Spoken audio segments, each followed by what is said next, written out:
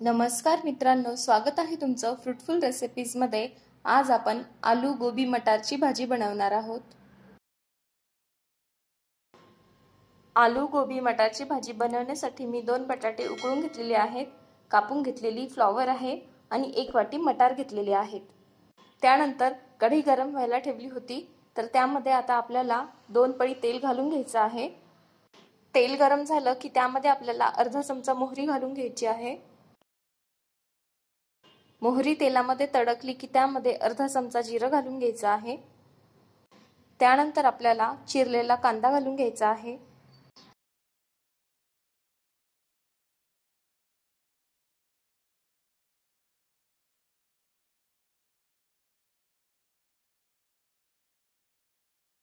कांदा थोडा तेलामध्ये परतवून झाला की त्यामध्ये अर्धा चमचा मीठ घालून घ्यायचं। हे सगळं फिरवून घ्यायचं आणि त्यानंतर आपल्याला टोमॅटो घालून घ्यायचा आहे। परत एकदा हे सगळं फिरवून घ्यायचं।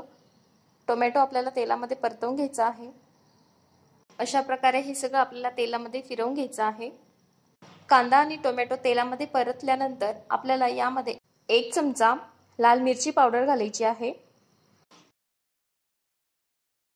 नंतर पाव चमचा हळद, 1 चमचा गरम मसाला, त्यानंतर 1 चमचा कांदा लसूण मसाला असं सगळं घालून घ्यायचं आहे।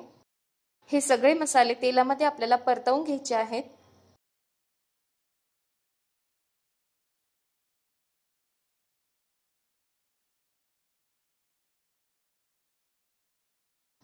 तुम्ही बघू शकता तेलामध्ये सगळे मसाले छान परतले गेले आहेत।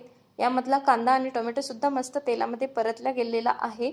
आता यामध्ये आपल्याला पाणी घालून घ्यायचं आहे, तर 1 कप पाणी घातलेलं आहे मी। त्यानंतर यामध्ये आपल्याला 1 वाटी मटार घालून घ्यायचे आहेत। फुलगोबी सुद्धा यामध्ये घालून घ्यायची आहे।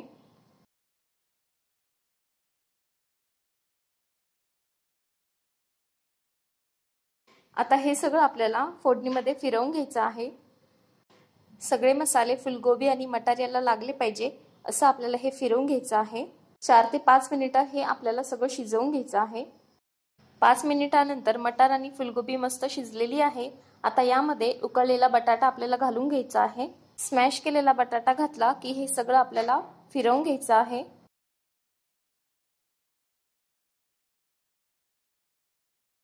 सर्व व्यवस्थित फिरवून घेतल्यानंतर आपल्याला अर्धा ग्लास यामध्ये पाणी घालून घ्यायचं आहे। भाजीला 1 उकळी येईपर्यंत आपल्याला हे सगळं शिजू द्यायचं आहे। तर तुम्ही बघू शकता उकळी आलेली आहे।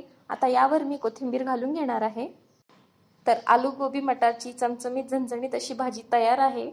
मी आता याला सर्व करून घेणार आहे।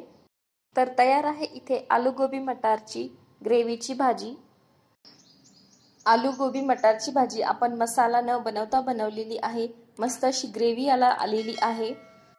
जर तुम्ही बॅचलर असाल तर तुमच्यासाठी हा उत्तम पर्याय आहे ग्रेव्हीतली भाजी बनवण्यासाठी, आणि रोजच्या जेवणासाठी सुद्धा ही भाजी मस्तच आहे। तर नक्की ही रेसिपी तुम्ही घरी बनवून बघा आणि कमेंटमध्ये मला सांगा तुम्हाला ही रेसिपी कशी वाटली। व्हिडिओ आवडला असेल तर व्हिडिओला लाईक करा, शेअर करा आणि आपल्या फ्रूटफुल रेसिपीज या चॅनलला नक्की सबस्क्राइब करा। भेटूया पुन्हा अशाच एका नवीन रेसिपी सोबत। तोपर्यंत खा आणि मज्जा करा।